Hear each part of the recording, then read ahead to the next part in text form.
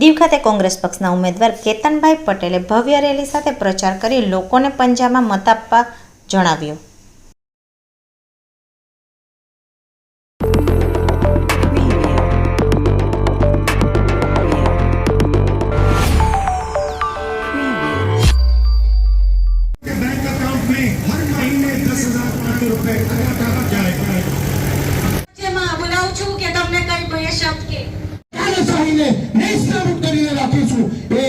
મારો વાદો છે. બધું નામું કહેવા માંગતો નથી.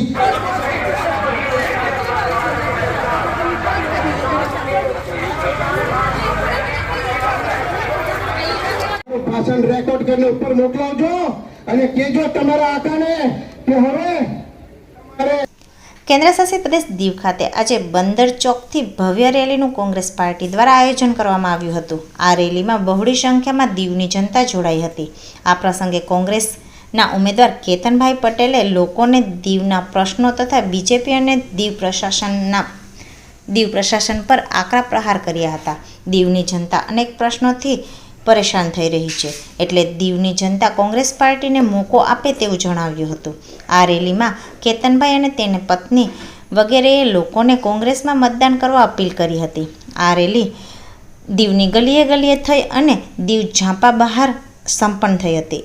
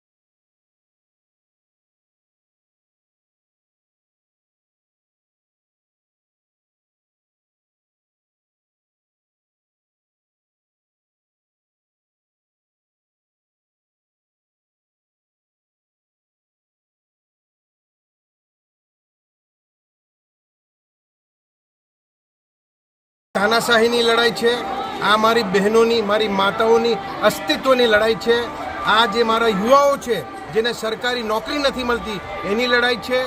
આ કોંગ્રેસ પાર્ટી નહીં પરંતુ આ તમામ યુવા, મારી બહેનો, મારી માતાઓ ઇલેક્શન લડી રહી છે. આ કોંગ્રેસ પાર્ટી નહીં પરંતુ આખું દીવ અને દમણ લડી રહ્યું છે. આજે જે પરિસ્થિતિ દમણ અને દીવમાં છે એ ખરેખર શરમજનક વાત છે. યુવાઓને સરકારી નોકરી મળતી નથી. સરકારી નોકરી મળે છે તો ગુજરાતના લોકોને. શા માટે ગુજરાતના લોકોને સરકારી નોકરી મળે છે? શું અમારા દીકરા દીકરી દમણ દીવમાં નથી? આજે દમણ અને દીવની તમામ સરકારી હોસ્પિટલ છે એ હોસ્પિટલમાં પૈસા લઈ રહ્યા છે, એની લડાઈ છે, એનો વોટ છે. આજે જે પોલીસ કોન્સ્ટેબલો છે, જે હોમગાર્ડો છે, એના માટે લડાઈ છે. આજે તમામ જે અમારા સરકારી અધિકારીઓ છે દમણ અને દીવના, જે લોકલ છે, જે કર્મચારી છે, એની લડાઈ છે.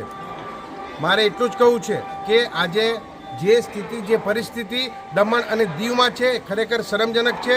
અને કોઈએ ઘર બનાવવું હોય તો ઘર માટે એનઓસી આપતા નથી, કોઈને ઘર બનાવવા માટે પરમિશન આપતા નથી.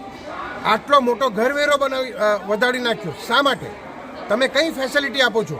દમણ નગરપાલિકા હોય કે દીવ નગરપાલિકા હોય કે પછી પંચાયત હોય, તમે કોઈ ફેસિલિટી આપતા હોય તો તમે ઘરવેરો વધારો. શા માટે તમે ઘરવેરો વધારી રહ્યા છે? આજે ઇલેક્ટ્રિસિટીની વાત કરીએ તો ઇલેક્ટ્રિસિટી પ્રાઇવેટાઇઝેશન કરી દીધું. કોંગ્રેસના રાજમાં આજ સુધી ઇલેક્ટ્રિસિટી અમે પ્રાઇવેટ કરવા દીધેલું નહીં. શા માટે ભારતીય જનતા પાર્ટીએ પ્રાઇવેટ કરી નાખ્યું? અને તમારા માધ્યમથી સાંભળવા મળ્યું કે ભારતીય જનતા પાર્ટીના જે પ્રમુખ છે દીપેશ ટંડેલ, એમણે કહ્યું કે જેટલા ઘર તૂટ્યા છે એને પાછા બનાવી આપીશું. અરે ભાઈ, પાછા બનાવી આપવાનું તો તોડ્યા શા માટે ઘર? લોકોને આ જે મારી બહેનો નીકળી છે, આ જે મારી યુવાન સાથીઓ નીકળ્યા છે, એ શા માટે? બધાને ઘર વગર કરી નાખ્યા છે. આજે લોકોની હાલત બદથી બદતર છે અહીંયા દીવ અને દમણમાં. તો આ લડાઈ એની છે. તો કોંગ્રેસ પાર્ટીનો પ્રત્યાશી છું અને કોંગ્રેસ પાર્ટી હાઈકમાન્ડ તરફથી મને મૂક્યો છે. પણ આ વખતે આ લડાઈ અસ્તિત્વની લડાઈ છે. કોંગ્રેસ પાર્ટીની એકલાની લડાઈ નથી પરંતુ આખા દમણ અને દીવવાસીઓની લડાઈ છે. એટલું જ કહીશ. તમારા માધ્યમથી દમણ દીવની જનતાને એટલું કહીશ કે આ વખતે કોંગ્રેસ સાથે રહેજો. પહેલા નંબરનું બટન છે અને કોંગ્રેસ પાર્ટીને વિજય બનાવો. સર, દીવના રોડ રસ્તા ખરાબ છે. દીવના રોડ રસ્તા ખરાબ છે. આજે એ બી શરમજનક વાત છે કે જ્યારે દીવના રસ્તા પર આવી રહ્યા છે, એટલા ખરાબ રસ્તા છે કે એક બહેન, એક માતાએ મને એવું કહ્યું કે ફ્રેક્ચર થઈ ગયું, ફ્રેક્ચર, અને 1 લાખ રૂપિયાનો ખર્ચો એમને ત્યાં રાજકોટ જઈને કરવા પડ્યું. શું હાલત છે દીવની? અમે આ ભાજપ સરકારથી સાવ કંટાળી ગયા છે. રસ્તા આટલા ખરાબ છે, અમને ગાડી ચલાવવામાં આટલી તકલીફ થાય છે. અમારા ઘરના બુઝુર્ગ પણ ચાલી શકતા નથી. અમને પાણીની પણ આટલી સમસ્યા છે. અમને છોકરાઓને સ્કોલરશીપ બી બંધ કરવામાં આવી છે. હવે વિનંતી છે કે કોંગ્રેસ સરકાર આવે ને અમારે સ્કોલરશીપ છોકરાઓની ચાલુ કરે ને અમને એવું આદન આપ્યું છે કે કોંગ્રેસ સરકાર આવશે એટલે અમારા છોકરાઓને નોકરી પણ મળશે, એવા અમને ચાન્સીસ છે. એટલે હવે આ વખતે કોંગ્રેસ સરકાર આવવી જોઈએ. હલો, અમે છે ને બહુ તકલીફમાં છે. રસ્તા બહુ તૂટી ગયા, તોડફોડ બહુ થઈ ગયું. ભાજપને આપી, કોંગ્રેસને આપીને મને બહુ તકલીફનું કામ કર્યું. અમે હવે કોંગ્રેસને આપવાના છે મત. જીતે તો અમારું કોંગ્રેસ કઈ કરશે. અમને પૈસા તો મળતા નથી. અમે ખાઈએ હું ગરીબ માણસ, અમે ક્યાં લેવા જઈએ? અમે બંને ચોકમાં કામ કરી, બંને ચોકમાં બાટલી વાળી અમે ખાઈએ છીએ. પેટ ભરવું કેમ અમારે? આટલી સરકાર અમને તકલીફ આપે તો શું કરવું? મરી જવું કે રહેવું? અમારા ઘરમાં આટલી અમને તકલીફ છે. અમારી પાસે કોઈ નથી કે અમારું પેટ ભરશે. અમારી પાસે કોઈ નથી તો સરકાર કામની શું છે? પેટ ભરવા માટે રાખ્યા, તમને રાખવા માટે, ગરીબ માણસને જોવા માટે રાખ્યા. આટલું બધી તમે લોકો આ રસ્તા તૂટી ગયા, બધામાં તોડફોડ, આખા ઘર ઉપર દેખાય તો આ શું કામે કર્યું? અમારું રાજ હતું તે જ રાજ જ જોઈએ. અમને કરવેરો કેટલો આવે, અમે કેટલી પૈસા લાવીએ? ગરીબ માણસ કરવેરાના પૈસા ભરાવે, બિલના પૈસા ભરાવે, બીજા કોઈ કામનો તોડફોડ કરીને પૈસા ભરાવે. અમે ગરીબ માણસ લાવીએ જ નથી. અમારી પાસે કોણ કમાવા આવે છે? એટલે સરકારને અમને કહે છે કે અમે કોંગ્રેસને મત આપવામાં આવશે.